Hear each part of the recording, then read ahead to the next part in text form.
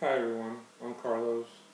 My topic for my persuasive essay is on chronic traumatic encephalopathy, which is a mouthful, of course, but mostly people call it CTE, and it happens to football players with concussion issues, and it develops over multiple hits throughout their career.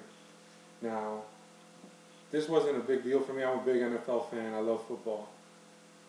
I didn't think it was that significant, so I started doing a little research, and all these players are affected, and suicide rates are up amongst retired players and former players, and all the mental issues and bad decision makings that football players make, and we see on the news almost every week. We see a football player or an athlete making bad decisions, wasting their money, wasting everything that they've worked for. And you ask yourself, why do these people, how does this come about? Well, injuries to the head, specifically in this area right here, which controls organizational skills, emotional thinking, everything. And if you notice, that's the same area where we lead with our head when we tackle, players tackle. Over and over, concussions affect that. And that leads to bad relationships, bad decision making, bad organizational thinking in their lives. I'm not saying that's the only reason that these things happen. I'm saying it contributes to everything.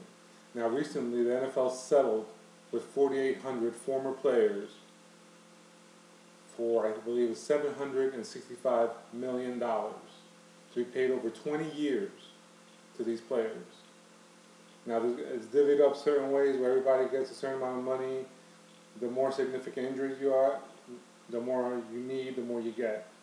However, you got to think about how much the NFL is worth. The NFL makes $8 billion a year. It's an $8 billion industry. I looked up the list of teams and how much they're worth according to Forbes. It averaged out to $1.17 billion a team valuation. The Dallas Cowboys are worth $2.3 billion by themselves. Now I'm looking on this list,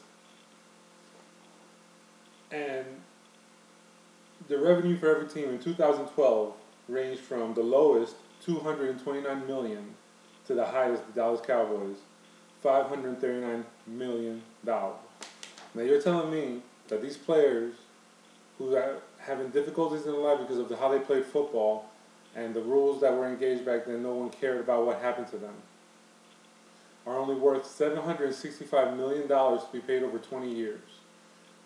While these teams that are worth in the billions keep operating as non-profits. The NFL operates as a non-profit organization. For those of you who didn't know that, I didn't know that till recently. And that bothers me also because they're covered by non-profit tax code, which is a joke. But CTE is a real problem for these players.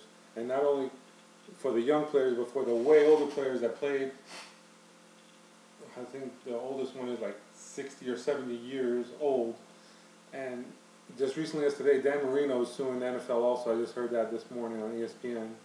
He's joining the lawsuit. So it's not a money grab because Dan Marino has money. It's for the issue that later on in life, these players, even the ones that are in the league now, don't realize it. CTE is a real thing that's going to affect their lives. And I just don't understand how a league that's worth $8 billion thinks $765 million is going to solve the problem for 5,000 players, former players. That's just not enough money for all these players who sacrifice their minds, their bodies, their lives to play this game and build this league up to the profitability status that they are.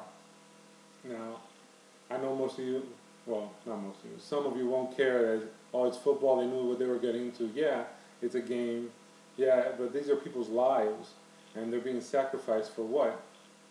For our entertainment? What are they? They're just modern day gladiators? That's what some people think.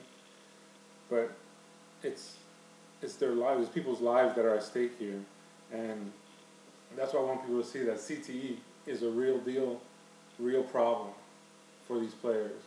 And my essay is going to cover that. Thank you.